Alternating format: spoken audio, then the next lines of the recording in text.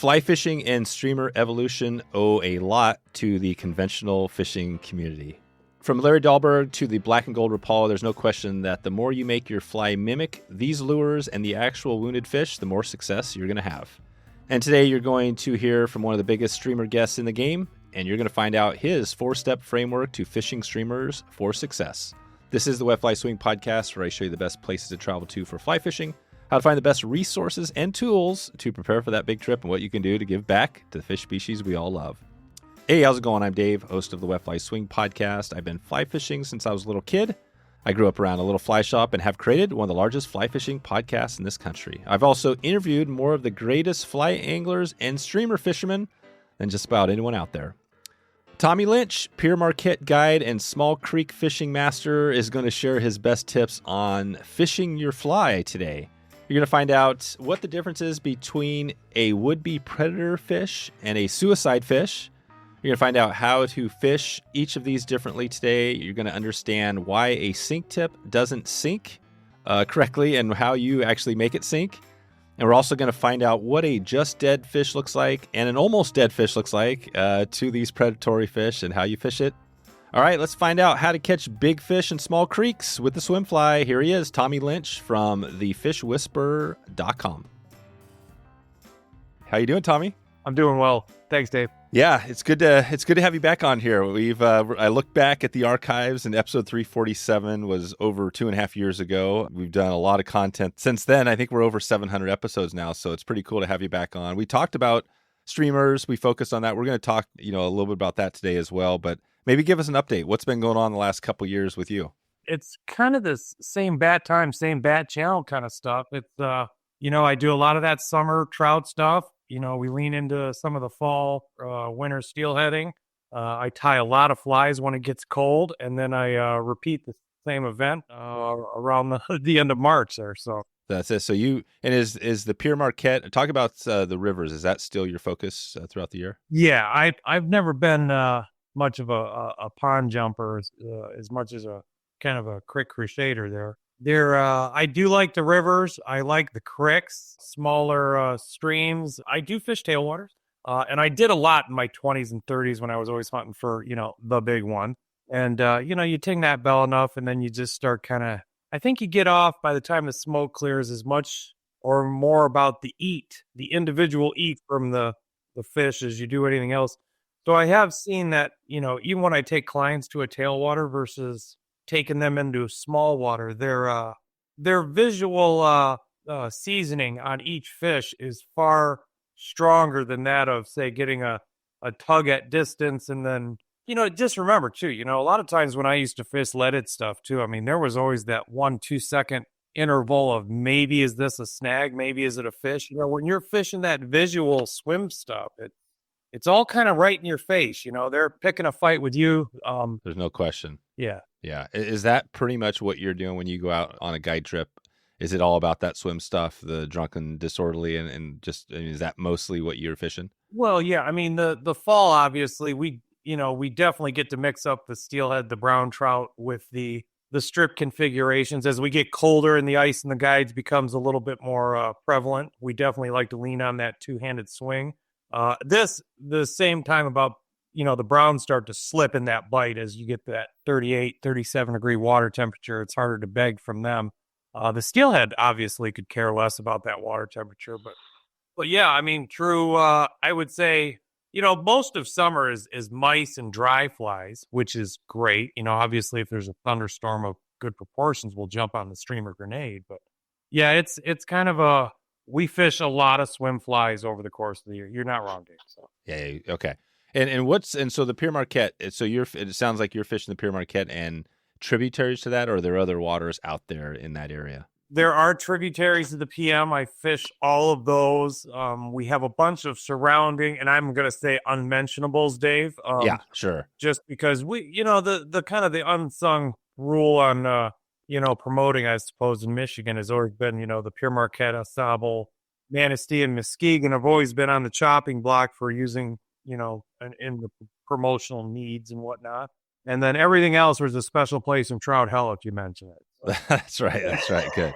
So we won't talk about that. We'll talk about some of the techniques. But when you're fishing If it's the Pere Marquette versus, say, some of those smaller streams, are you fishing the streamer flies differently? I love this, Dave. That's a great question. So it's huge. It's like all these sink tips are like golf clubs. Everybody wants this, this tried and true one sink tip that plays all fields. And the closest we've ever come to that was an Airflow Surf 265 at 26 and a half feet.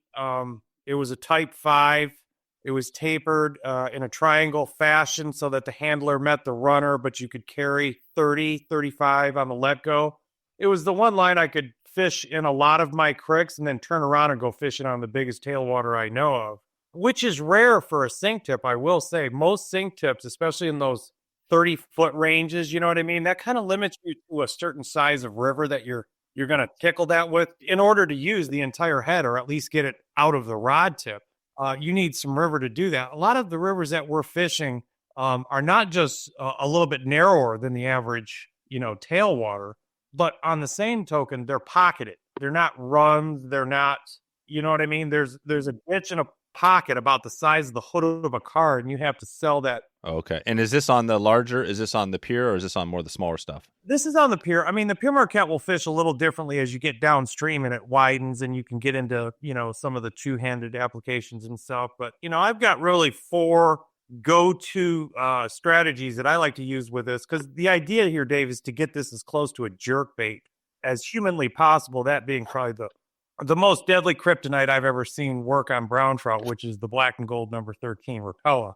What that lure in its own right has done to the general, trout, it is their nemesis. And I believe that the closer we can get flies to move in that fashion, the more likely not only will we catch more fish, but we'll get a lot of the visuals that we've often lost when we're kind of jigging the bottom. When I got back from Alaska, Dave, I did a bunch of that strip leech stuff. That was that string leech in the early 90s. When I came back from, Alaska, we would tie variations of it. We would put the barbells on it. We would jig it. We would put like a little Zoo Cougar on the trailer hook. Probably half the reason I had to get a new or had a rotator surgery was because of pulling those big bunny leeches from the water. And it's not that we didn't always just get the hit deep, but when you're using barbell eyes, you're definitely begging from, below the halfway point of the column versus, most of these swim flies we're using. None of these fish are really tickling under that halfway point of the column, unless maybe it's sunny or the hole is ludicrous depth or something like that. We're very much front seat when that fly is being considered and then, ended. So Right. So you're trying to get that fly. So let's just say in general, but you're trying, if that trout's down there, you've got a brown trout, where are you trying to put that fly to entice him to take it? And there was another good one too. That proximity thing, if I were fishing a grasshopper or a big golden stonefly, when I'm coming upstream or even the long ball downstream from a boat, you're trying to kind of present in such an area that you give the fish enough time to notice the pattern and then react to it. This without smashing him on the head and scaring the shit out of him, which, Dave, will still work in super muddy water, but because he didn't get scared because the water is pure mud. So, a lot of these, like the 4 techniques I go with is a down swat, which is a true jerkbait style action where you're kind of following the train of the line to the water, and then you're swatting through that to intensify that wedge to kind of not only dig in, but dart through that dig and then swim out in that kind of jab. The straight strip is a pure walk. It's a sales pitch for the middle of the presentation. When you're walking through the middle, you kind of break that rhythm so to indicate that the fish is not only moving, but moving erratically, which kind of triggers that, that fish may or may not be injured, reflex in a trout. Really, that's the bottom line. I mean, if you can get those 2 pec fins to just make the left or the right in that consideration for you, it's your fish to lose at that point. You know what I mean? Once he breaks his hold, it's your job to finish that sales pitch. And I really do like to kind of go back. When I was a kid, for one summer, I had this job selling Kirby vacuums. And I think I was 16 or 17. I was trying to figure out how to pay for a truck that I probably shouldn't have bought. Right. And I do remember there was a huge difference between getting in the door to do the shampoo demonstration with the Kirby and actually getting that client to sign the check. You know what I mean? Right. Like you could get in the door, but to actually get them to sign what took a whole nother level. You got to get the sale, right? So, Yeah. and I go back to the zombie anglers that I see fishing streamers these days. They're in the door, but they're not making the sale. Yeah, right. It's not like they're really. So, and I tell this to all my clients because you can kind of see when we're having a slower day or the bite's off, sun's out, water's clear, whatever. You can kind of see that faith fade a bit. That want or that need to see something. And if they start looking at birds, you might as well just start, looking for your tip at the same time. Right. And I have found that when a client is fishing the bug as if it's being fouled by a fish, they essentially fish the bug better. It's that belief or faith that I can't give you out of my fly box. I can't give you that. No, but they have it a little bit. They have it a little bit because they have like the drunken disorderly your flies. They have the confidence of you too. I mean, that's why the guide trip is so cool. And now, are you seeing the fish? Like, how do you get to that point where you know where it's at, how far it is away? Yeah. In most case in point, I would say, with the boat, whenever you're coming downstream, your need to throw distance is there just because that fish's proximity awareness is upstream of them. They're kind of looking up and out. Away from them.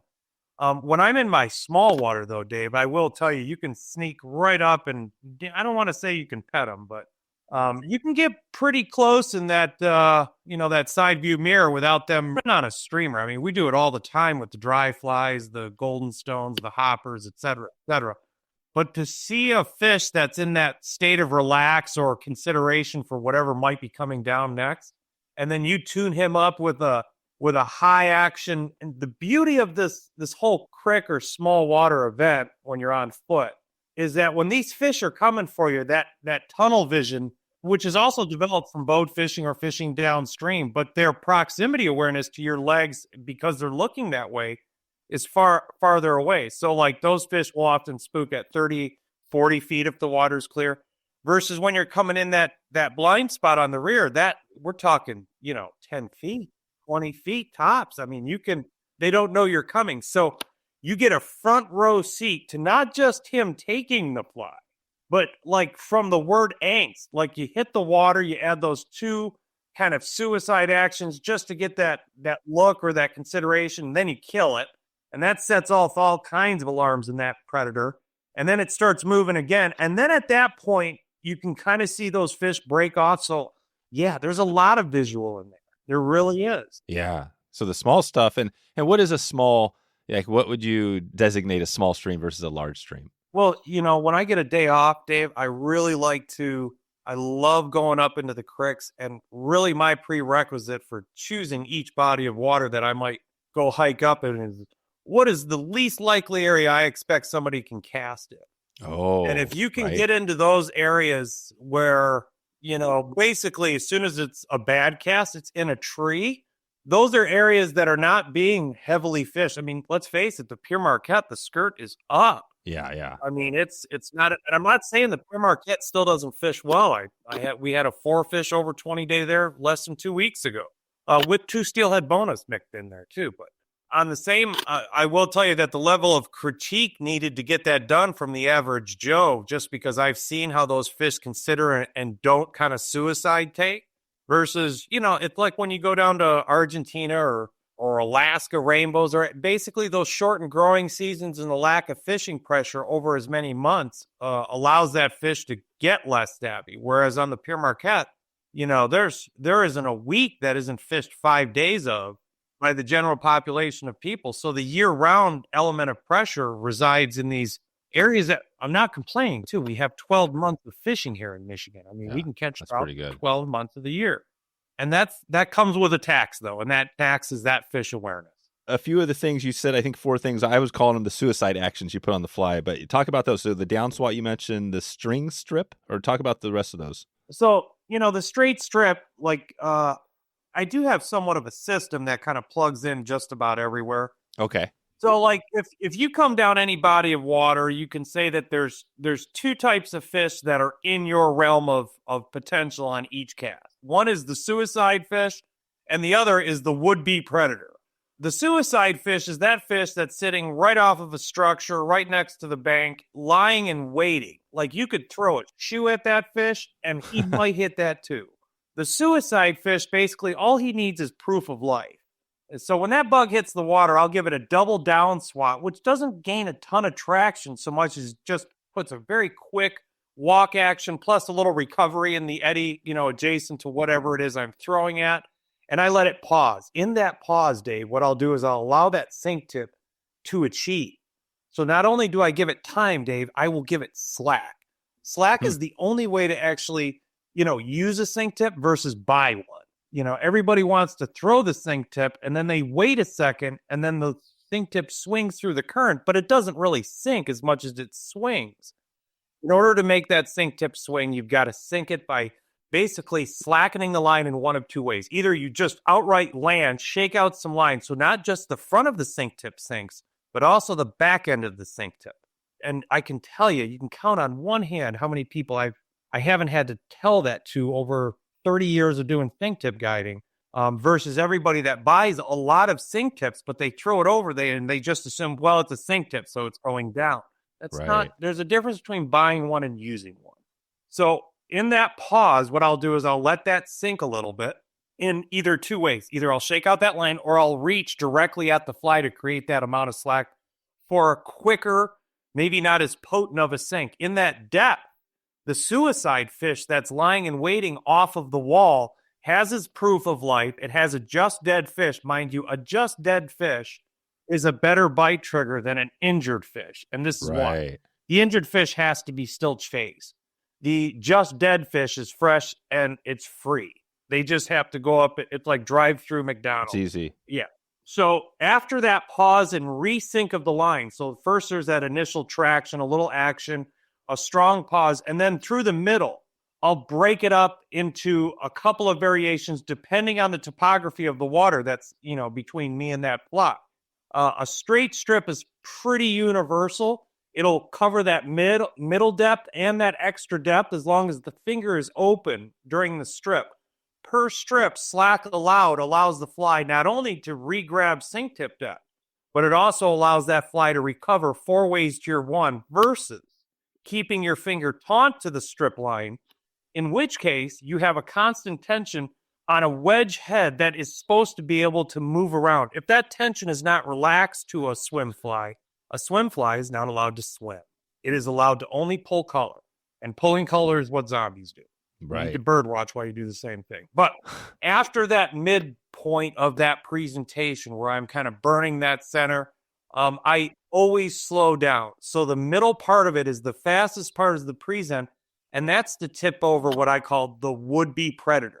The would-be predator is that fish that is, usually likely on the draw, going down into the deep, sitting out on some bland shallow, waiting and surfing through whatever material's coming down.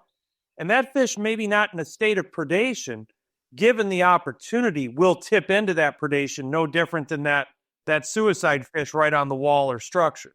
I do believe that sales pitch slowing down and continuing its depth until the last area where you would bring it up through the depth to, start considering a new cast is one of the most under-recognized potentials in the streamer cast. And it's like you go over to Mayo Dam here below Mayo Dam here on the Ausable, and you'll see these guys are throwing all these Great Lakes deceivers or variations of it or, whatever. And they're going down the river, and the guy in the middle you almost wonder if they think those oars are cosmetic, Dave. I mean, those things are supposed to be used in such a way to you always fish your front. The guy in the back is clean up. He's the new angle. He is maybe the second chance at a fish we did not see that was moving on the guy in the whatever. But the guy in the front who's always being fished by the guy in the middle, and if he's really good, the guy in the middle, he can start getting that second guy time so that both of the guys are getting prime cast per attempt. On tailwater, some of these casts are 70 to 90 feet. Typically. Wow. And you're doing about the same process where you're doing a heavy action right out of the gate, a huge kill to allow that sink tip to achieve, and then you're burning that middle. The third technique that I like to use, especially when I'm, if you're on a tailwater and you're fishing that kind of shallow to deep as they're known for, which is the bank depth is not that of what's out in the middle. This lift wiggle shaking of the fly line on a lifting momentum with the rod in a slower way is just, I mean, you got to do it to kind of see what the bug's doing. It gets very crankbaity. Essentially what happens when you have a wedge and you've allowed the sink tube to achieve just enough depth, as you lift the line, I mean, anybody that's fish drunk and disorderly knows that, you know, as soon as you go to pull that fly from the water, it's always smart to make sure that the bug is already out of the water, because if you don't, the wedge wants to grab that water as you lift it. And if you realize that wedge is grabbing so much water and not utilize it on a shallow, which is to say this, if I'm trying to fish a shallow or medium bar and I go into that whole sinking of the fly line dictation where I want to get a big U in my sink tip to have my floating or neutrally buoyant bug be pulled down to those depths, that doesn't really play in an area where I don't need the depth so much as I need a strong action. So in that fleeting response, the flatter a piece of water becomes, the more we get into the burn. And there's two ways to do it. There's the two-handed saltwater burn, which I am a huge fan of on big tailwaters, especially with a triple. A triple and a jolted two-handed retrieve with a couple of injury breakups in the middle is just ruthless. I mean, it'll get the biggest fish to, if nothing else, at least consider. And some of the fish that we moved when we were doing these practices with 40-plus airflows, these are lines that we let go. We're using leaders for sink tips, which is absurd to say 12 feet. But it was necessary to take the bow tension off of that fly head when you're throwing 110 feet and 80 of that sink tip in the water. If you don't take off some of that boat tension by lessening that diameter of line to the head of the fly, your swim fly is kind of muted by the constant draw of that water tension on the fly line. Does this make sense? Yeah. So that lift wiggle became a great way to keep the sink tip from ditching, so to speak. If you were to let it go down, it would go into the shallow and your fly would either be running into the rocks or having no action at all because you're just hung up in something. So as soon as you throw this thing 90 feet, and allow for just a second of sink with that, you would lift the rod and shake the line abruptly left to right in such a way that that shocking of line would grab the wedge in fast, darted, ruthless, crankbaity looking action. And I've always struggled to kind of get the fish to take in that. But I could always switch after I noticed the fish came to that apparatus of presentation. And then you could go back into one of your standard straight strip, a down squat, you know, a slow down. And then you could finish off that fish. And that was always key. Now, when we got into the two-handed approaches, it seemed like the only way to kind of seal the deal was either pick up the speed or the fish just reacted to one of the jolts versus the rhythmic way that we would bring like a saltwater fly. We are still trying to break this up into a jerkbait / crankbait like look to it as it moves through that top third of the column. And no, I don't think you need the bottom of the river for, you know, I fished enough lead when I was a kid to know that these fish are moving upwards of a couple of yards for these flies. The idea that I need to rub my nose off the rocks to get him to give me audience, I think is a little bit of and God willing, my shoulder just loves me for throwing little flies. I can throw for 3-4 days straight, 8-9 hours a day, and never screw up my shoulder. But as soon as I start throwing lead, not only am I going to up my shoulder a little bit, but I'm also going to probably up my rod the first, pardon my French there, Dave. I'm kind of, right. You know, if that lead hits that rod doing any type of, that's, you know, you're 150 bucks. You're done. So what you're saying is, and we'll talk more about the D&D and some of the fly design stuff, but these 4 things, you talked about them there, which is amazing. The down swat, the straight strip, the lift wiggle, and then like the burn. What do you call those? Do you call what the 4? Do you have what do you call those 4 things? I don't know. That's kind of the procedure. And, you know, I would say that it is always up to the angler to identify that the water that he's about to come through does need a prescribed, you know, the PM is not a tailwater. So we have these holes that go from 10 feet to ankle deep in 2 or 3 steps, right? And it's not to say you don't have that in ledges and whatnot in the tailwaters, but typically a tailwater run graduates its depth over a period of time versus having some sandbar boil lifting out down to the to the river bottom where the next 2 steps are a sand deposit from 10 years. You know what I mean? So Yeah. You have to be able to use all the arrows in your quiver, or like I said, if you're fishing these flies correctly, it becomes harder and harder for the fish to say no. I'm not saying they're all going to say yes, but if you move the fly a certain way, that guy that fishes the Rapala every day, has for 20 years. 20 years he's been fishing that number 13 black and gold Rapala. You ask him tomorrow what he's going to use, guess what? He's using a black and gold number 13 Rapala. Not so much what you're using, so much as how you're using it. Anytime you can enhance those actions, you're definitely getting that favor to you. But yeah, I think people don't fish with enough agenda. They try and pull color through the water, and they beg and they plead for some kind of audience. And instead of changing that presentation or consideration for the fish in this water temperature or that, they change your fly. And I'll tell you something right now, you're never going to get any confidence in anything if you're changing your freaking fly all the time. How can you believe it's going to be hit if you want to change it if it doesn't work in 15 casts? You can't do it. That is the worst. I don't like changing flies. Do I have a few colors that I'll rotate over the course of the day? Yes. But I don't believe that the color of starburst in the bag for those fish matters as much as that it looks like a starburst square and that it moved like a starburst square. Right. And it feels like a starburst. You're trying to get that to where you're hitting his instinctual responses as much as you're trying to match some freaking, these guys that are, they're all about, I want to get this particular color or this kind of effect. And mind you, I tie a lot of flies, so I'm all into it. This is all coffee and donuts for us. I love it. But I would also say that the idea of engineering movement is far better than any consideration of this new material. Does this make sense? You know what I mean? Yeah. So what you're saying is the action that you're putting on the fly with the rod and everything is as important as how you're making the fly. I agree, 100%. But your flies are like the drunken. Let's just go into that fly a little bit. Maybe we could start back there and talk about what are you fishing? Maybe describe that fly, how you tie it, and then how you tie some of your other flies you'd have in your box for what we're talking about here. I have 3 or 4 gigantic boxes of all the stuff that I fish from strip leeches. I was always a fan of a sex dungeon. I think the muddler minnow, by the way, in all variations and sizes, is leaps and bounds one of the coolest flies ever created. Yeah. Is it still good? Do you still fish the muddler minnow? Oh, gosh, yes. Oh, God. Yes. No, I'll fish. I'm as you know, I'm a crick fiend, and there are special weeks of the year where I'll dive into that brook trout rabbit hole.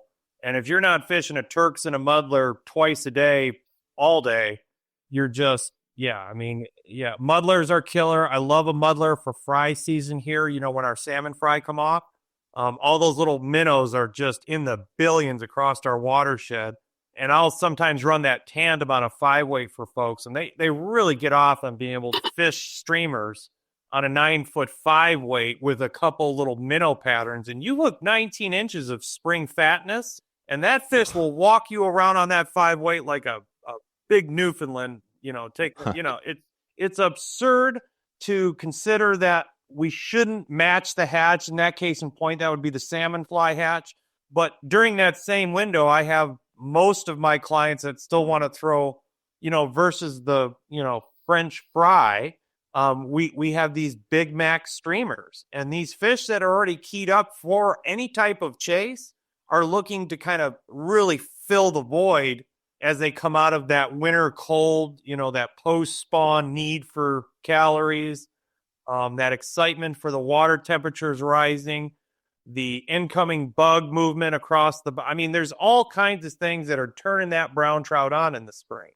And I just think that having that idea of what you want to get out of everyday stream, everybody's a little different. Not everybody wants to throw a 7-weight with a sink tip and, walk the dog. Some of these folks just want to show up and flick a couple of minnows around and get the rod bent, and, and that's good enough. They don't need the full fat man on them, Right. Yeah, the full thing.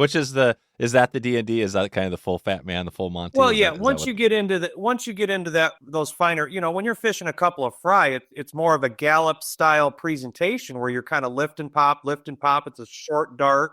You're just trying to get that inch or two dart here and there just to indicate that, yes, I'm a minnow. 2, I might be in trouble. 3, come and get it, Yeah. So, and that lift and jerk, which we used on the dungeons and the string leeches from Alaska and any variety of stuff that we used to fish that was leaded, that lift and pop is just naughty.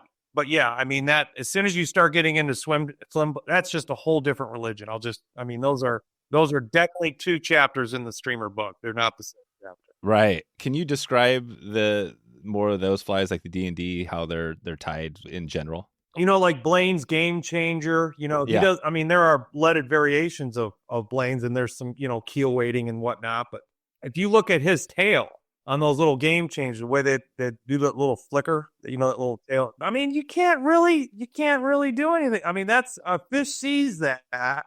And mind you, you should know, I struggle with the Game Changers a lot in Michigan, only because we have a little bit more flow. But in those areas where there are brown trout and the flow is low, that fly plays because you can get the wiggle and the waggle. A lot of the water I fish is kind of moving. So those Game Changers tend to straighten out a little bit. You know what I mean? Yep. They don't, but that feather Game Changer they do with that grizzly, those guys up at Schultz tied them a whole bunch. I think it's actually called the feather Game Changer. Oh, yeah. Yeah. But I think you're right. the way that those little grizzly saddles kind of undulate in that uniform to, head to tail. Oh, that's it. Yeah, that's popcorn there. Yeah, it's fun to watch. But no, I kind of go the different when we get into these swim flies, even those Great Lakes deceivers.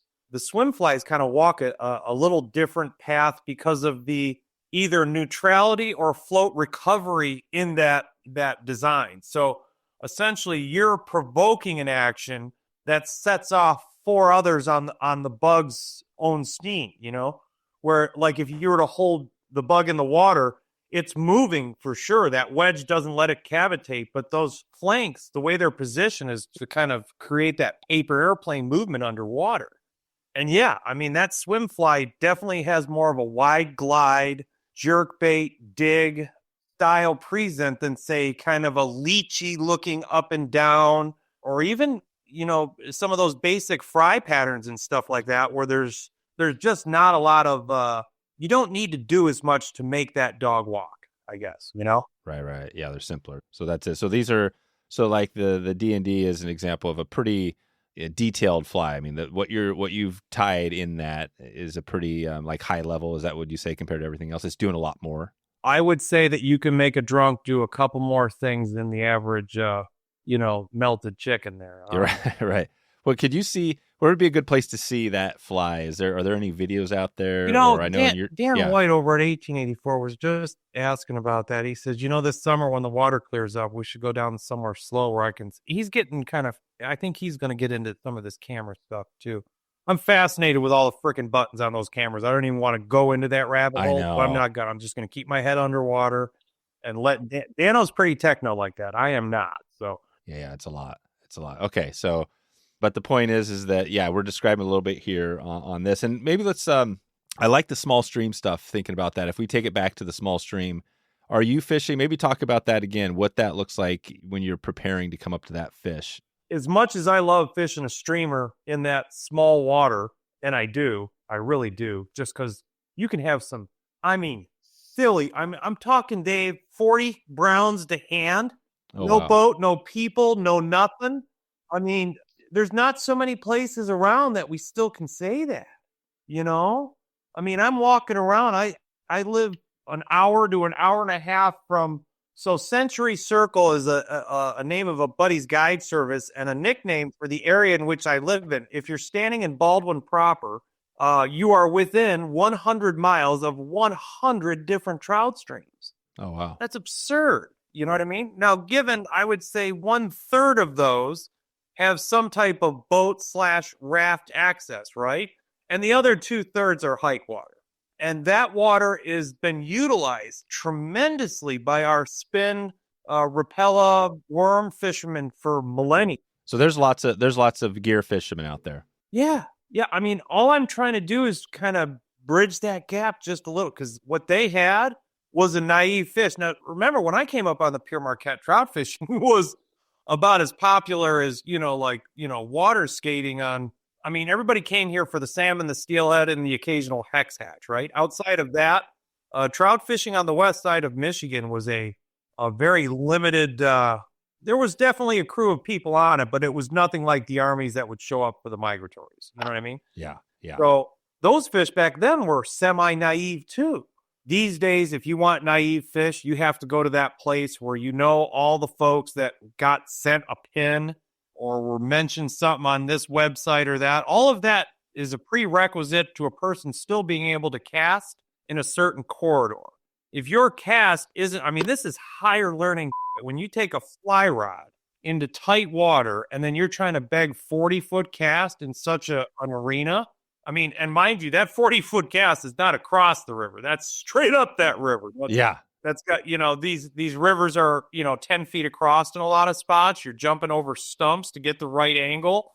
I mean, it's very 4x4 fishing, but the payoff, the candy day. Oh, I mean, you can see the whites of his eyes when he's eating it. I mean, I've had 3, like if the water gets dirty enough, do not. I've had 5 or 6 fish in just a year bounce off my legs. Oh, wow. So they can't find you because number one, everybody knows what tunnel vision is from a drift boat. You're on a drift boat, the fish sees it, they can't see you. If there's dirt in the water, he may come up to the side of the boat. But most browns, looking upstream will usually spook at 25 to 40 feet, depending on clarity. When you're fishing that creek, you're picking that fight upstream, in which case the fish has to turn downstream. As long as you don't move your legs, you're just a freaking log in the water. And they don't know that. So they'll come right up to you. I mean, my leader's like 7 feet for those little small waters, 6 maybe, which is absurd. People would say, why are you using such a long leader? It gets back to the same thing I was talking about before.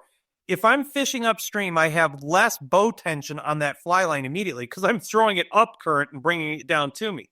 I can fish a 5-footer if I need to in such an arena, but anytime that I go for the longer cast, then I, again, have that bow tension. When I'm fishing the Pere Marquette, I might be fishing like an 8-foot leader with clients, and I might go to 9 personally if I'm in the lower middle. But usually you want to have that lower diameter around that swim head so that when you give it that shock, that wedge engaging shock, that bug is allowed to first dive, but then recover with slack. Without that slack, all you do have, it's kind of just swinging at you at that point. It's not really walking anymore, Right. So yeah, but and I want to frame that because I love this. I'm getting the picture of fishing these small creeks. You've got, tight 10-foot, there's hanging vegetation. And so are you mostly casting upstream towards the fish? Is that what you're describing there? Correct. So basically the way this works out is as I've gotten older and maybe gotten rubbed the wrong way from a couple of the, the new kids that don't know what the word etiquette means, we've really learned to love sticking headphones in, listening to cellos and violins, and walking upstream until something starts to hurt. And it's really limited by the amount of daylight that you have. But you'll walk for, let's say anywhere, depending on how quality the water. I mean, sometimes you get into a section that's just got so much good water. So it takes you longer to cover it as you're working up versus other areas where like you got to walk 200 or 300 yards down some dumbass sand or up some sandbar to get to the next good bend where there's some dark water and structure. So, it's anywhere from, I'd say 2 miles upstream to, we've probably pulled off a couple of 5-mile upstream walks. And then you basically walk back to your truck, or if you're lucky enough to have a buddy or something that day, you'd put a car up at the other one. I personally just love hiking as I get older. And the beauty of it is I can say that I fished personally last year no less than, let's say 50 days in the creeks. And I can't count on one hand how many fishermen I saw. Right. That is awesome. So, and usually when you bump into somebody, it's some, old timer with a MEP 0, you know what I mean? That's looking for his 2 fish to put in the, you know what I mean? And that's just fine. I mean, I'd rather that than, the idea of, God, there's only 5 boats in here and this is the least of all the launch. Let's go in there today. And I'm not catching like 25 or, I can't say that anymore, but you're not catching 26, 27, 29-inch fish with any frequency. This is not like when I was in my 20s, we would go to these tailwaters where we would sometimes fish a day or two before we saw the one we were looking for. Whether or not he got it or not was irrelevant. But you would see those huge fish in those areas that are being, competed by predators with pike and walleye. And yes, there was also brown trout in those same bodies of water. And when you're in there with pike and walleye, that brown trout's got to be some kind of wonderful to kind of keep above that I'm going to get eaten size, right? Right. Which really encourages some of those brown trout in said watersheds to start being a predator earlier in life. And it's encouraged here by your Michigan DNR, or Michigan Department of Natural Restocking, however you want to look at that. Yep. These wild browns, they'll come up and they'll dump these rainbows out of these things, and you can ask them directly, what are you doing? They say, we're feeding the browns. Oh, wow. And it's true. I mean, these I don't know if anybody's ever seen a trout come out of a planter truck before, but they're black as night. I don't know. Does anybody ever know that? They're black? Black as night. You guys know the photostrobe, in their eye thing? You ever read up on that? No, So a lot of trout have this involuntary response to the environment that they're hunting or feeding in. And there's a photostrobe that lines the eyeball, and it goes directly to the brain to allow that fish's, narrative to kind of keep going. And that photostrobe, if you've ever seen a brown trout kind of really light in color disappear across black rocks, they stick out like a golden trout. In the same respect, a wood-dwelling trout, one under the bank, comes out onto a sandbar and he sticks out like a sore thumb too, right? Yep. This photostrobe lightens their hue. Their entire fish color kind of lightens or darkens relative to this photostrobe. When it comes to premium flies that deliver results, drifthook.com is the name to trust this season. Whether you're chasing trout with dry flies, swinging streamers, or dialing in those Euro nymphs, they've got everything you need. Here's a quick story. I was fishing a tricky spring creek earlier this year and nothing was working.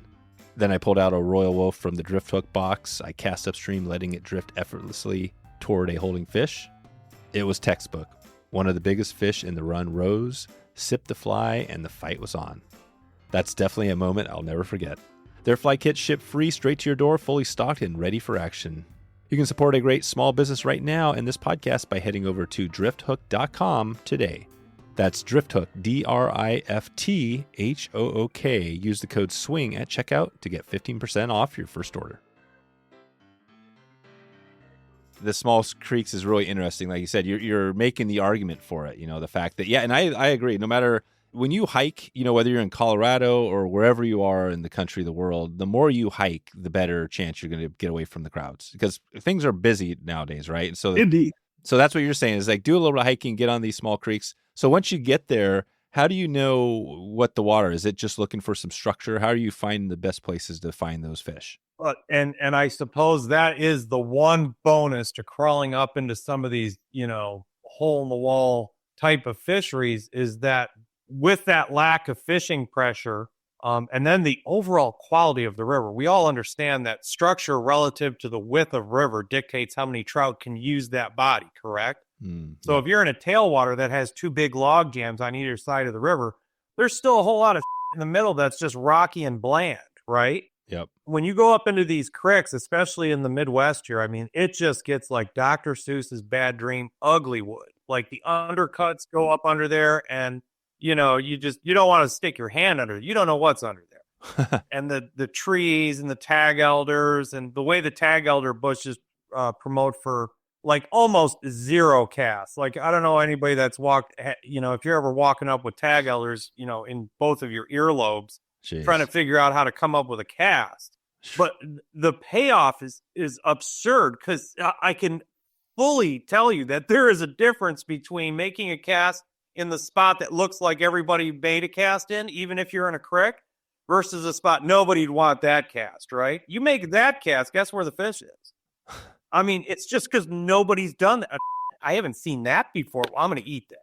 That goes back to these fish that are naive. On top of which, when you have that much structure per inch of the river, now you're just going to bump up your counts.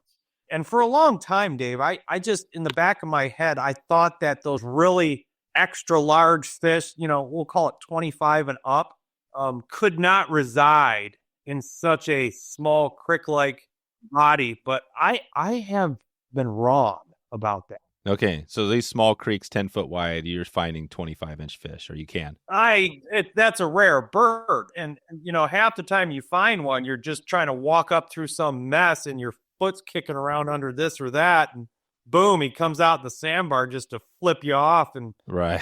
and He's and gone. just But sometimes you get lucky. Like last year, I personally broke as far as stream non-lake enhanced. We have a couple of situations here in Michigan where they're not lake run per se, but they're not exactly stream resident. Oh, right. They're kind of in that middle ground, and those are all asterisk fish. But as far as 4 stream residents that I caught at or over the 2-4 mark, 2 of those, or rather 3 of those, better than 25 this year, which is good. 2 of those fish were in water where you never made a cast without looking at all 4 corners of you.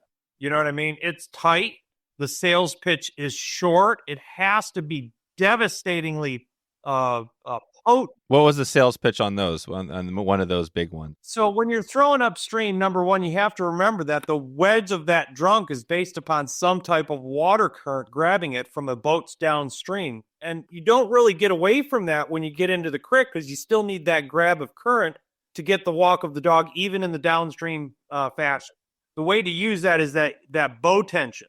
So if I'm fishing directly upstream, I would fish directly upstream to the right or just to the left to create a U in the sink tip. Essentially, I make the cast, you drop the sink tip in the water and allow the current to grab it so that you foul that entry of sink tip from the rod tip to the water and do whatever sales pitch you can on that angle as the bug comes down and beside and then below and then up to you. Oh, right. But, I mean, again, the visual. I mean, at the long spot, the bug is passing you 10 feet away. So if somebody's on it, you get to see it from there.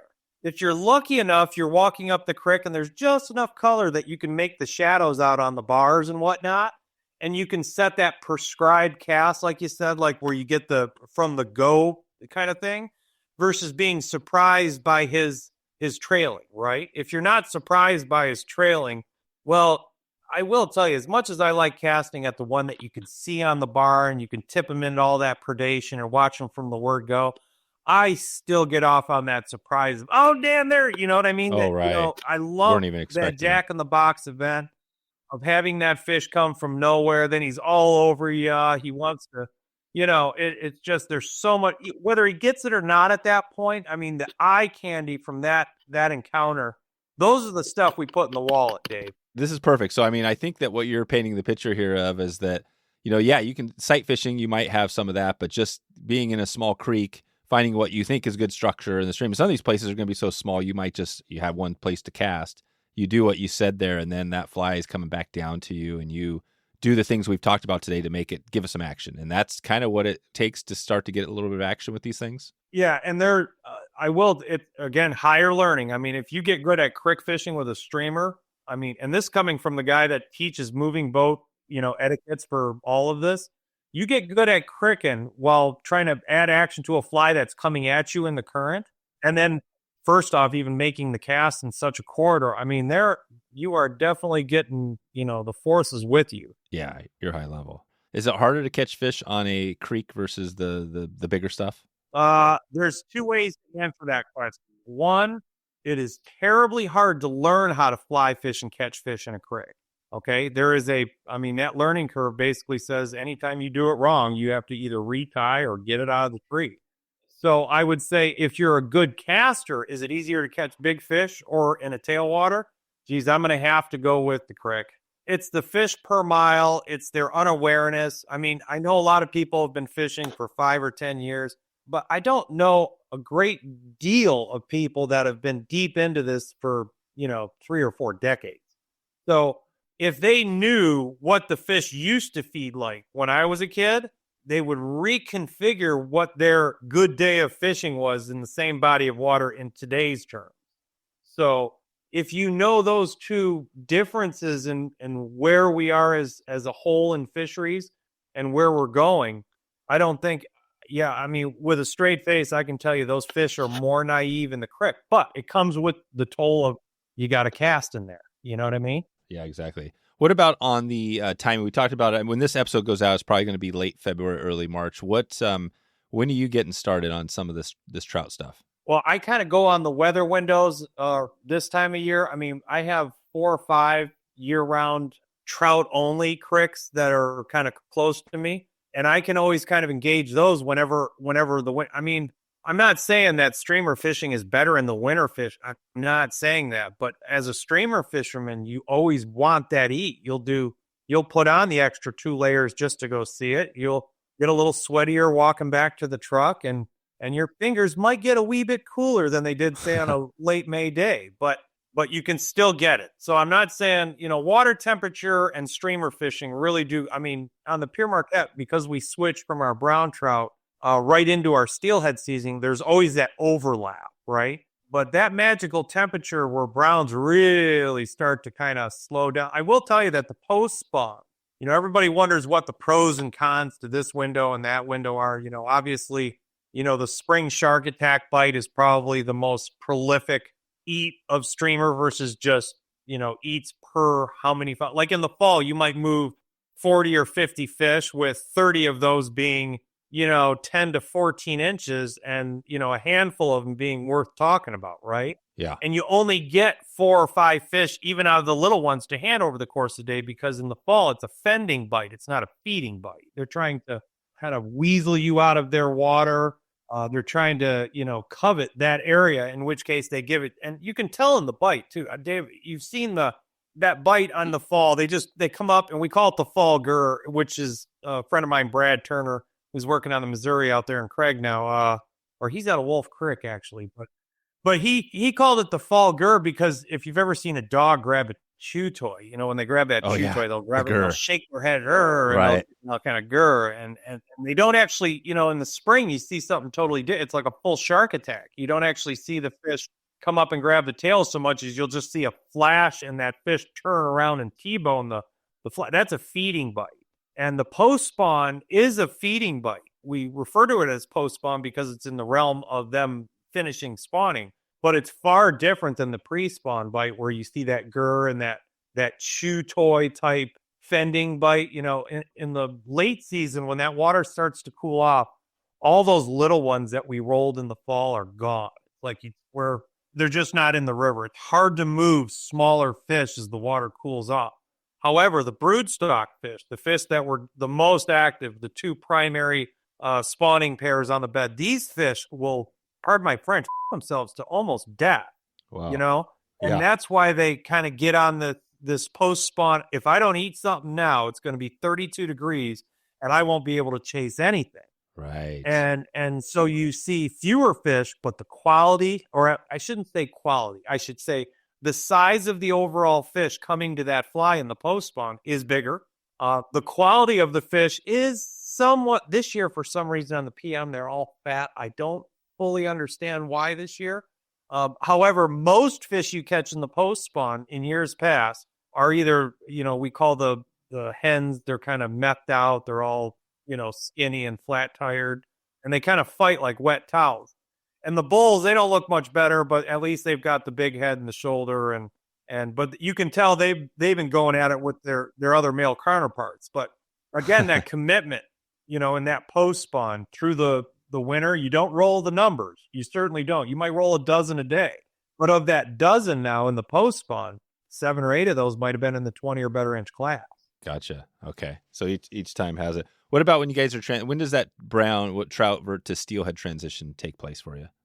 Year to year, it's going to vary based upon when winter shows up on West Michigan here. But typically our stream trout will start to, that heavy spawn is usually right around Halloween. There's a 2.5 week period from about Halloween through about, I'd say, the gun opener, which is the 15th of November, where like that fall gur that we talk about, it's still somewhat there, but you can tell that the population of fish is in the act of spawning because your commitment just it's just weak. Right. You know what I mean? Yeah. And it usually coincides about the same time you see a couple of those browns on beds around the river is about the same time you'll really lose that fall gur. And there's a 2.5 week period where you're out there you're begging for whatever brown trout would give you an audience, or possibly a steelhead that just came out of Lake Michigan. And we do a lot of that. I mean, that steelhead on Oh, you do? So you're doing both. So like on the same trip, you could catch a brown or a steelhead. Oh, no, I'm setting up for that. And I can do that right up until about the end of November. About the end of November, the daytime temps will let me or not let me engage that strip fly, just because the ice in the guides, the fingers, it starts getting a little too much for the weekend warrior to come up and, let their fingers go to without feeling before they turn around and say, you got a hand warmer? So, something like that. And Right. so we go to that swing fly, which is all two-handed and perfect too, because about the same time that brown trout bite is really hard to key up on is about the same time the steelhead bite really starts to tip in. So we'll get the two-handers out. We'll start swinging glitter, a lot of Senos and Truder variations, and really anything with, I mean, I'm not even sure how much it matters what you swing in front of them, as long as it's got some disco and fight into it.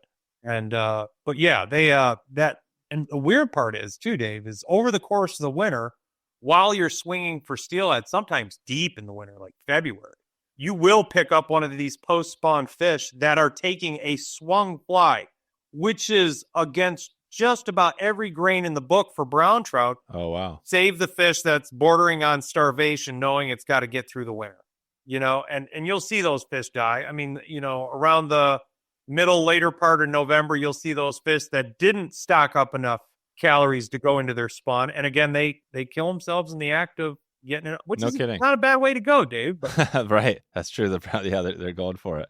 That's the one thing the fish have on the salmonids. They go hard. They go hard. Don't mess around. They go hard.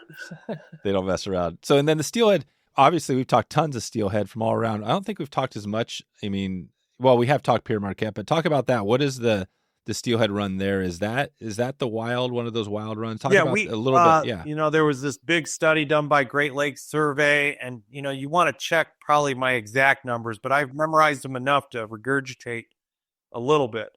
And they have found that basically if you catch a wild steelhead, which there are plenty of, in anywhere attached to the Lake Michigan basin, that's Illinois, Wisconsin, UP, the entire west side of Michigan, 94%, are you ready for this? This blew my mind.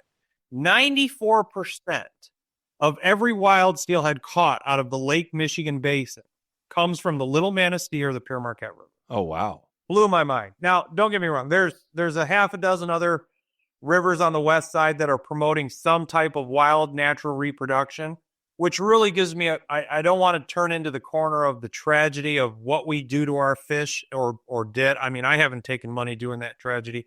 But as you know, here in Michigan, the big black eye on our fisheries is that we allow an army of would-be poser fly fishermen to show up to our rivers for 3 months of the year to snag wild fish off their beds. And the guides and lodges around here encourage it, save one. Huh. No kidding. Yeah, it's really a bad, and I don't want you to think I'm clean of it. Dave, I took money when I was a kid doing it. Nobody was telling me the wrongs and the rights of everything, but So this was in this is the springtime. What you're saying is the fish are spawning and there's actually people catching spawners on the reds? Yeah. Like with this chunk of duck. Yeah, everybody thinks I've got such a hard on for the Euro guys. I really just don't. I have this level line discussion with our possible lawmakers or chapter entities and all this, and the level line ban would help get rid of the snagging and all that. And really what it would do is just help cope with the traffic of it. I mean, the tragedy in Michigan is I don't know how serious the DNR would be about actually making snagging truly illegal in Michigan. Because right now we've got this where it's illegal to snag in Michigan, yet we allow thousands of people to dress up like fishermen and fly fishermen, rig up some variation of either yarn bear on a hook or just some fancy nymph that some lodge sold them for $2, just so that they can play either glorified mouth hockey with these fish off their beds or outright snag them, Dave. I won't lie to you. What they do to the salmon here, all wild again. Oh, the salmon. Like, what salmon are you talking about? The Chinook? The Chinook salmon. The coho actually here tend to eat really well. Like our coho salmon are terribly ready to a fly. I've caught them on the surface, no less. Oh, and are the coho salmon actually doing this? Are they spawning in the wild too? Correct. Yes. And for some reason, that Pacific salmon is much like a silver, or rather like a chum, in that they don't really That fending bite for them is an actual closer to a feed than anything. Like sockeye, when I guide in Alaska, sockeye don't eat anything. He snagged all them. They tasted really good because they ate nothing but plankton. They had no teeth, and they tasted incredible, which I guess in some ways made it okay to snag them when they were coming up the river and, they're kicking on the bank and their fillets are on the grill. I guess I can get there. I don't know. But what we do here in Michigan is basically we sell a farce.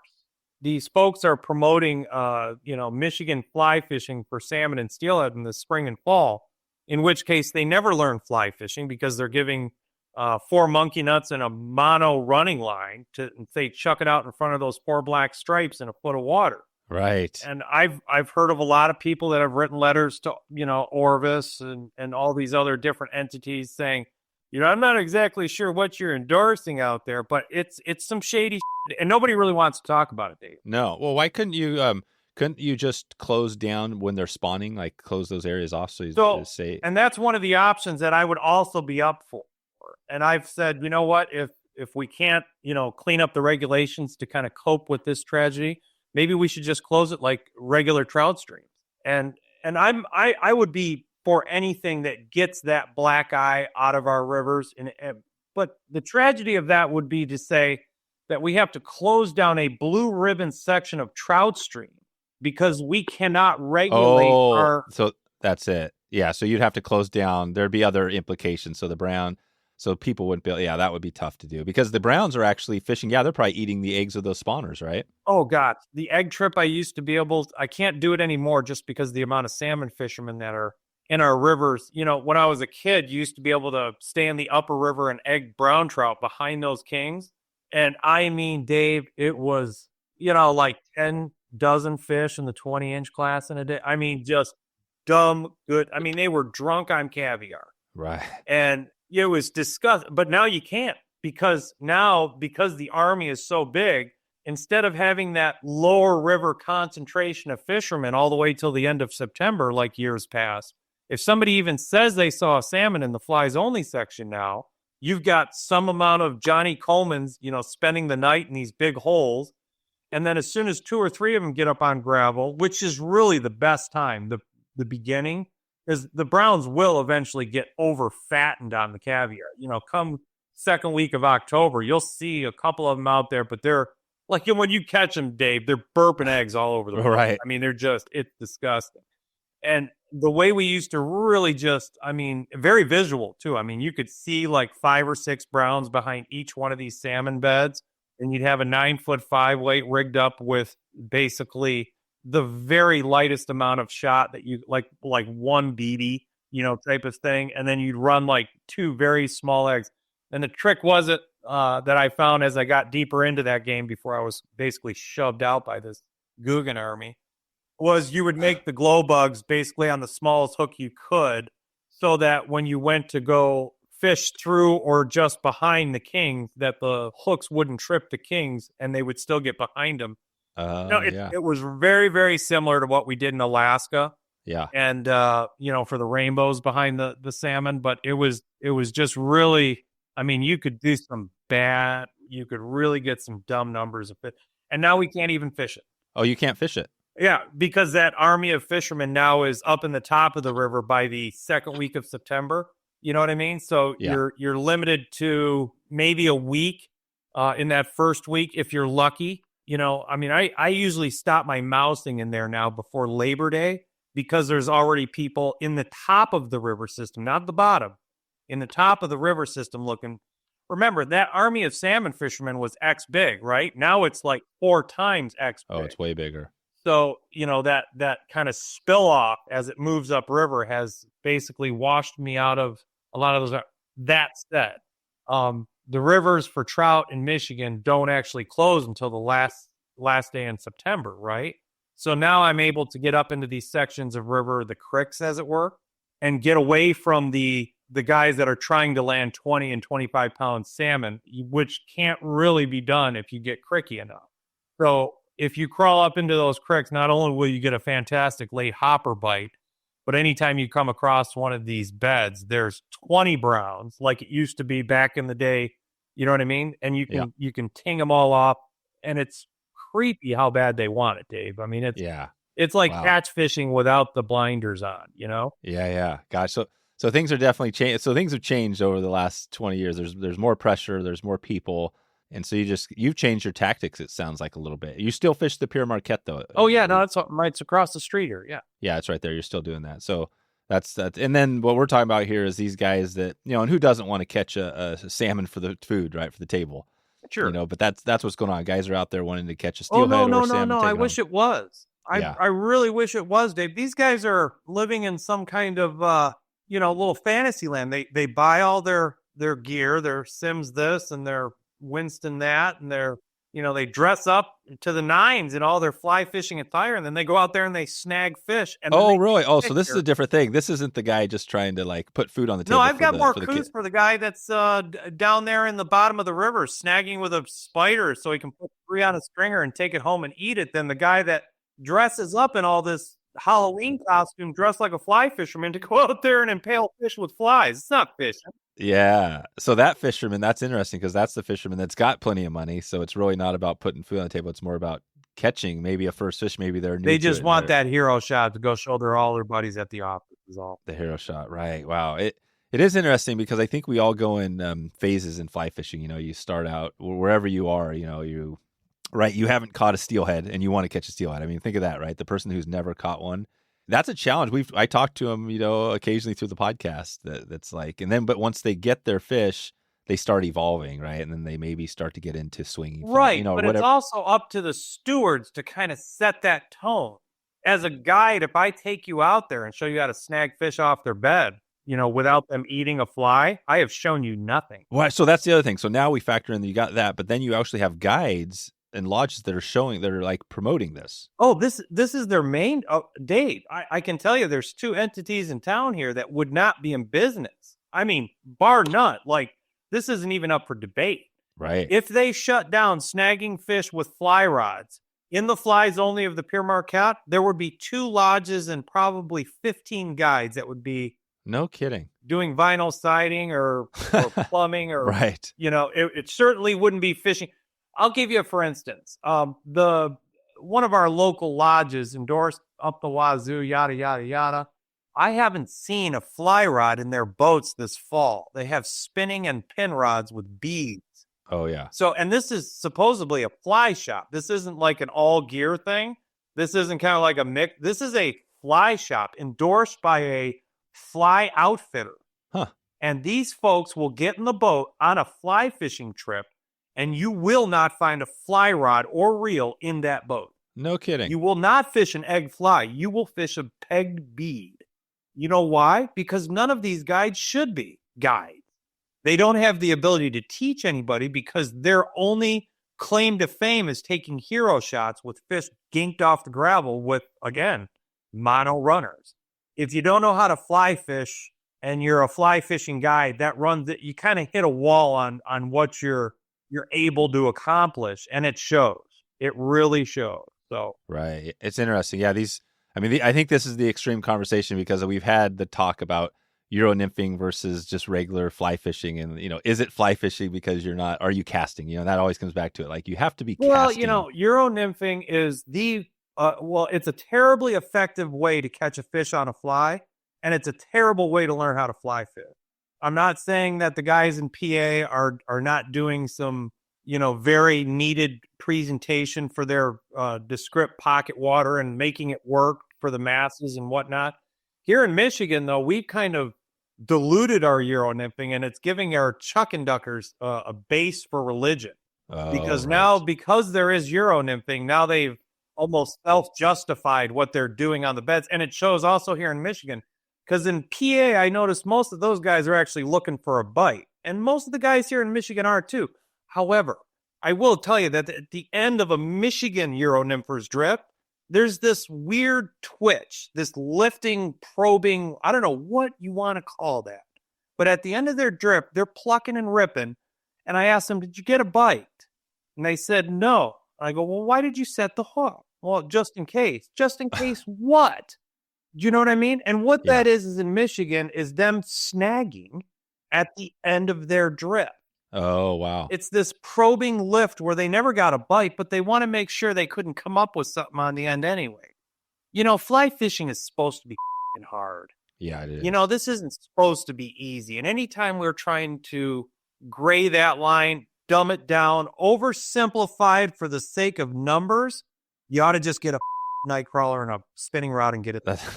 That's right. Once you're there, why go anywhere else? Which is fine, right? If you want to do the night crawler and spin rod, like in some situations, that's great. That'll outfish my nymphs every day of the week. Exactly. But that's not fly fishing. That's not fly. And nobody gets into fly fishing because they want the easy. They want the sport. And you're not going to, you know what? The thing about spin fishing is it's terribly affected. Also, if it's not working, it's like watching paint dry. You know what I mean? Right. With fly fishing, I've always said fly fishing is the improvement of in between those windows of potential where a fly guy can show up to the river with the best bite in the world, but if he doesn't have the skills, he'll do nothing with it. It's probably half the reason I don't like fishing leaded streamers anymore. I believe that fishing right off the bottom with something big, hairy, ugly couldn't work? Maybe sure it could, but then I couldn't see it. And if I set the hook on something that I wasn't sure was a fish before I did, I think there's parts of that sport I lose by going there. And there's a gray, maybe even thinner line between that and fishing a Pat's rubber legs off the bottom than there is on what I'm doing. I mean, I think the line between me and a jerkbait is far closer than me and a nymph when I'm fishing shrimp fly. Yeah, the jerkbait. Who is the, you mentioned Dahlberg, I think just briefly, the Dahlberg. Dahlberg is the fishiest man on the planet, Burn. Yeah, the Dahlberg diver.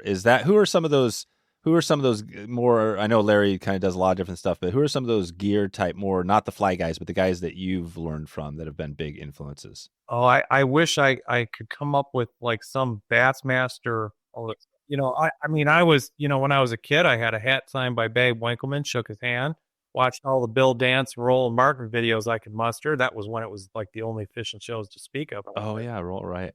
And I would say my biggest influences, John Kestner. There's a fella here in Michigan. He doesn't even fish that much anymore. And I had a pretty good cast when I met the man, but he really oversimplified it down to some core values. I'm not even sure if he knew how to tell people how, so much as if you watch somebody do something enough, you can see pros and cons in all of the maneuvers.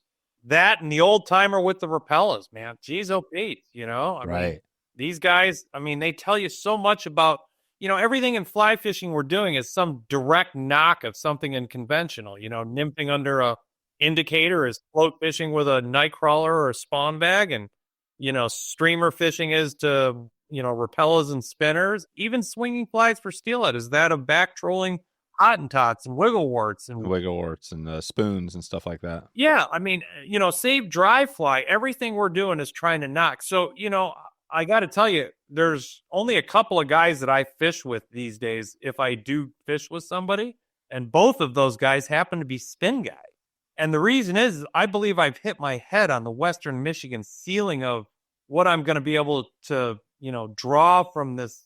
It's just there's not a lot of people that are in my situation. They have to spend 3 months of the year snagging fish off beds, which gives a man like me a lot of time to figure out some other shit in some other places. Yeah. But those spin guys, man, you watch those guys work plastic through the water. Oh, they're good. It's not that they're good. It's those baits are good. And if you watch those baits enough, those baits kind of give up some tells that those brown trout have. The way it moved, the way it turned. He fished that piece of water. Certain things, like there's a scenario where we fish in these really shallow sandies. Some of our rivers have sandy bottoms. And there be these trees that are laying half in and half out of the water, and the depression of water in front and behind that was only a foot up and a foot down. There was no hole per se. And the way these fish would use these things made known to me by these crankbaits. There's only so much I can do with a fly by comparison to what they can flip into and get quick action. Oh, yeah. But to see some of the places that they were getting their origin of chase from, started turning some lights on in my head. You know what I mean? It just makes you look at the fly game differently, even though, again, we're trying to mimic that conventional approach in some way, as it is a more potent one as a general rule. Yeah, definitely. And I was thinking, and I can't remember the connection because we're Schultz is just across the state, right? Like down there out of kind of Detroit.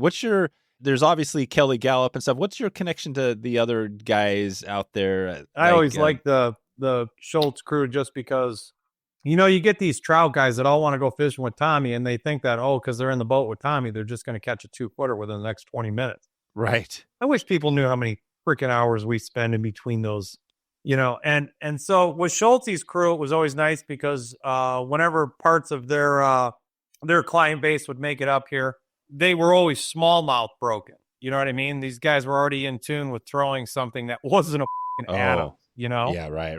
So, you get this guy who's been fishing 20 years with hatch flies for trout and in his own right is a master of that entity.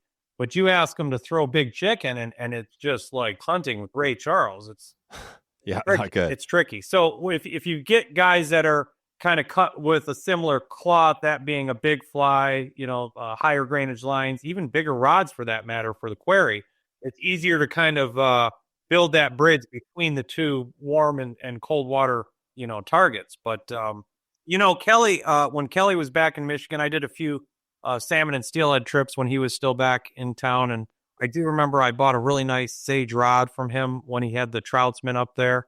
And I think that's probably the last time I was ever up there. I think. Oh, that's right. So Kelly had did he have a shop, or that's where he started, right? Was Michigan? Yeah. Kelly was here in Michigan guiding at first. Then he bought the Troutsman shop up there in Traverse City, did a really good thing for those trout fisheries up there. And that he brought that brown trout out a little bit more than I suppose had been up there. I mean, he really got into the trout fishing. He started doing some of the the non-migratory tailwaters and he kind of dove into the rabbit hole.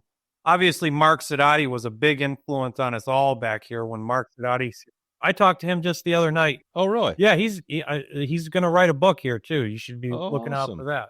I haven't talked to him yet. That might be a good guy to follow up with. Yeah. You should talk with Mark. He is pretty much a striper East Coast guy, but he's got his foot in plenty of that, that trout stuff. He gets around. He was probably the first person I'm aware of, or really anybody's going to be aware of, that was throwing the really big down there in Arkansas.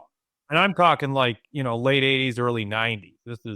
This is back before it was a thing. And it was a thing for those guys. He was as much or more into the night fishing then, and probably even more so now, just because the streamer bite is kind of, I don't want to say it's dwindling on the white, but the fish are certainly savvy now that there's, 25 boats a day throwing chicken at them. Right. We're actually heading down to the white down there, I think later this fall. And I think we're not going to really be focused on streamers. We're going to be focused on whatever, just to have a good time. Yeah. We'll take a spay rod and a Beetlejuice with you. That'll turn all the lights on for you, even though it's dark out. Okay. All right. Good. Let's take it out of here real quick with our random segment here. And I want to go back to the at the start. I love we were talking about vacuums and the sales of vacuum. And you were talking about getting in the door, making an analogy between that and fishing. But what was that like? So do you remember that pretty well? So you get in the door.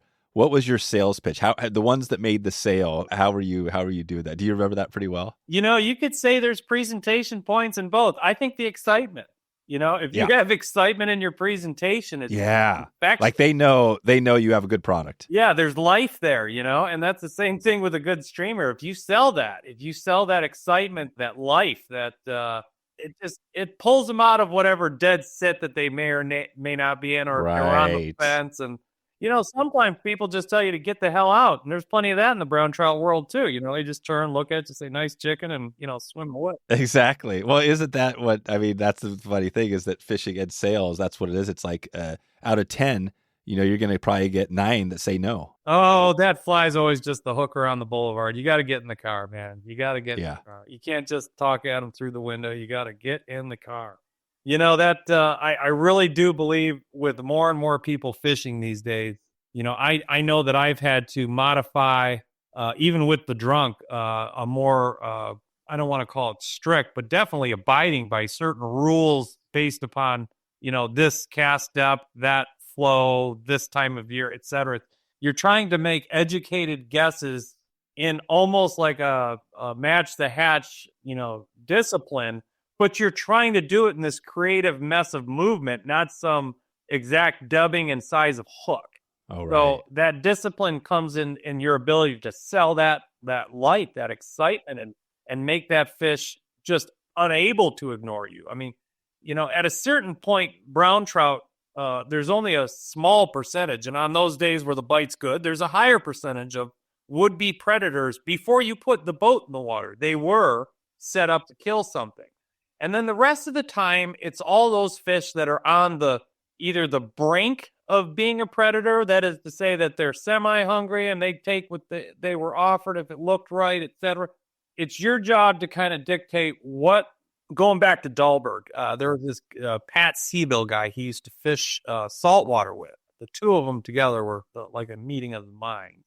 Anyways, this Pat Seabill guy was in the boat, and I think they were throwing for either big GTs or little tuna. I can't remember. They're using these big pop bugs, those big, loud, obnoxious rippers on the river. Anyways, they're out there, and this Pat Seabill turns around and he says, on those days when the bite is just that good, and you're using something and you have that confidence in something and your ability to stay with that something kind of is the live and die of whether or not you're going to have any more action. And what he said was against that. He said, when you notice that your fishery, wherever that might be, you're local too, when you notice that not only that they're biting, but the bite is on, like it's happening, is to change around either some patterns or some presentation or colors or whatever, but that's your kind of test tube on those days. And what you're trying to do is not just find out what's working, because on those days, to some level, everything's working, Yeah. It's to find out what stands out, what not only works, but what works better, what works exceptionally better, what stood out on that day when I switched, 5 or 6 different variations. So when I change flies, I typically change flies when the bite is just stupid good. And I'm not changing flies to really better my situation so much as to find out which one stands out. And then on those days where the bite is not out, I can take that knowledge that I got from that day and apply it to a day. And typically that bug that stood out that day when they were just snapping at bare hooks is also the one that still works when they're not. And I'm not saying it's going to work as good as it did the day the bite was creepy. When that barrel drops and flattens like that, we never know what those fish are going to do, especially if it drops twice and flattens. Those fish just go ape, and you'd swear a bare hook works. And then you'd show up the very next day when the barometric has gone straight up and leveled out over 30 points, and you'd swear they need to plant the damn river, the same one that you slayed them in the day before. Yeah. So I think it's that constant trial and error that make us all better fish. And I got to say something as a whole to just everybody that's getting their feet wet in this stuff is don't deprive yourself from the meat on the bone. And the meat on the bone isn't always knowing what works or reading what works or listening to what works or taking that knowledge somebody gives you so that you can apply that knowledge so that you might be productive in that event. I would tell you the meat on the bone in fly fishing is not knowing and going out there and going through your own trial and error. And when those lights come on because you did something right, man, I got to tell you, I think a lot of folks these days they need to put down the Onyx, which I'm guilty. I use it. I mean, my crick endeavors have gotten very frisky and awesome ever since I've known right where I can and cannot walk. But for the average guy that's trying to get his real money's worth out of fly fishing, it's not the destination. It is the journey. And if you guys want to know it all before you show up, you're missing the meat on the bone. You really are. You want to go out there and say, man, this looks kind of fishy. Or I don't know anybody that's fished here. It kind of looks trouty. And when you catch a trout out of a piece of water that nobody told you to go to, that nobody said, probably nothing even in there. It's a little small, or I haven't heard too many people fishing that this time of year. All that. Go there. Be that guy that, gets his lights turned on, because that's the full cup of coffee here. That's not that, that bland Folgers. That's right. I'd love it. What, are you a coffee drinker in the morning? I've been known to slam some coffee, some of those monster iced teas. I'm a caffeine, nicotine. I abide. I try and bow to my addictions. That's right. Yeah, you got. Yeah, that's awesome. Nice. Well, Tommy, this has been great. I think we'll maybe leave it there until the next one. I think this has been awesome today. We've had another great conversation, and there's always so much left on the table. I think steelhead might be a thing, and talk more Pere Marquette. You let me know, Dave. We'll do it. Awesome, man. Well, thanks for your time. We'll send everybody out to thefishwhisperer.com if they have questions or want to connect with you on trips and things like that. And thanks again for all your time. Swell of you, Dave. Your first call to action today is check in with Tommy. Let him know you heard this podcast, and let him know if you have questions. If you're interested in one of his trips, check in with Tommy right now. If you get a chance, follow this show, Apple Podcasts, Spotify, click that plus button, or if you're on something else, check in with me. Let me know what you're listening on today. I would love to hear that. All right, quick shout out, the Togiak River Lodge. We just ended the giveaway, and we're going to be announcing that winner actually tonight as we speak. You can go to check in with me if you want to hear that. We're going to be live on Facebook, on YouTube, and maybe even on Instagram tonight. So if you're interested in that and you're catching this on the date this episode comes live, we'll be live there for that. If it's after that fact, we are going to be selling a few spots to Togiak River Lodge, and this is going to be focused on a number of species, but we're going to be heading up there for Chinook. Spay fishing for Chinook on the fly. Send me an email, dave@wetflyswing.com. Put Chinook fishing in the subject line, and I'll follow up with you and let you know what we have for availability on this trip. It's going to be epic. Togiak River Lodge. And one shout out before we get out of here. The Littoral Zone is up next. Phil is back. He's back, baby. He's back for another big episode. We all love the Littoral Zone. Phil brings it every week, and he is going to have, I believe it's Brian Chan episode 2. Two of the best on one podcast, and it's going to be epic. Littoral Zone podcast. All right, off to the next one. Hope you have a great morning, great afternoon, or great evening, wherever you are in the world. And even if that is up in Canada, maybe you're up in Alberta, and you're up there in Alberta right now. If you are, I'd love to hear from you. Check in with me. Send me an email. If you're hearing this right now, you're from Alberta, dave@wetflyswing.com, and just let me know Alberta in the subject line. I would love to hear that you heard this episode. Thanks again, and I hope you have a great evening. We'll talk to you soon. Thanks for listening to the Wet Fly Swing Fly Fishing Show. For notes and links from this episode, visit wetflyswing.com.